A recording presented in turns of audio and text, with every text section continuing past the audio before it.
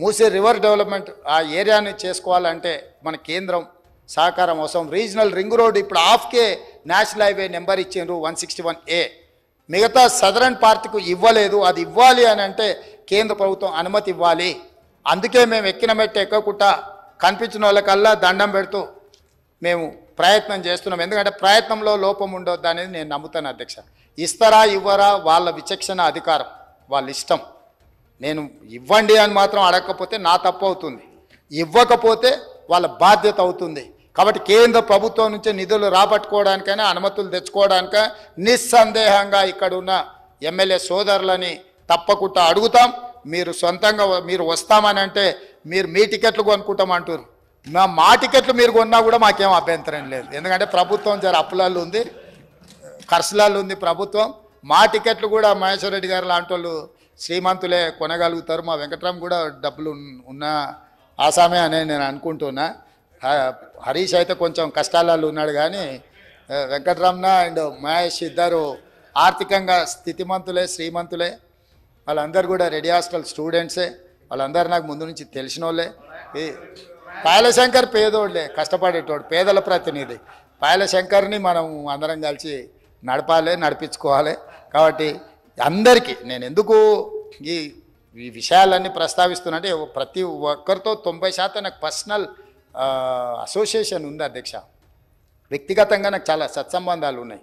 Sir నేను ఇక్కడ నించున్నప్పుడు, నేను ఒక పార్టీకి బాధ్యత వహించినప్పుడు నేను బాధ్యతాయుతంగా వ్యవహరించాల్సి వస్తుంది. నేను నరేంద్ర మోడీ గారిని బడేబాయ్ అన్నా లేకపోతే ఇంకెవరినైనా కలిసినా అంటే మన నగరానికి, మన రాష్ట్రానికి రావాల్సిన నిధుల కోసం, అనుమతుల కోసం ప్రయత్నం చేస్తున్నా. కాబట్టి నేను అందరితో ఒక పర్సనల్ రిలేషన్ని బిల్డ్ చేస్తున్నాను. గవర్నర్ గారితో మాట్లాడినా లేకపోతే చీఫ్ జస్టిస్ ఆఫ్ తెలంగాణతో మాట్లాడినా, ఎవరిని కలిసినా కూడా నా తాపత్రయం అంతా నాకు ఒక మంచి అవకాశం వచ్చింది. ఈ అవకాశాన్ని తెలంగాణ ప్రజలకు ఉపయోగించాలన్న ఆలోచనతోటి చేస్తున్నాం. చట్టంలో మార్పులు తీసుకొస్తున్నాం. ఇందులో ఇంకా గోయింగ్ ఫార్వర్డ్ ఏమైనా అమెండ్మెంట్ చేసుకునేది ఉంటే చేసుకుందాం అధ్యక్ష. ఏముంది, మన చేతుల్లో ఉన్న విషయం కదా. ఈ సభలో కాకపోతే ఇంకేమైనా సవరణలు చేసుకునేది ఉంటే వచ్చేసారి చేసుకుందాం అధ్యక్ష.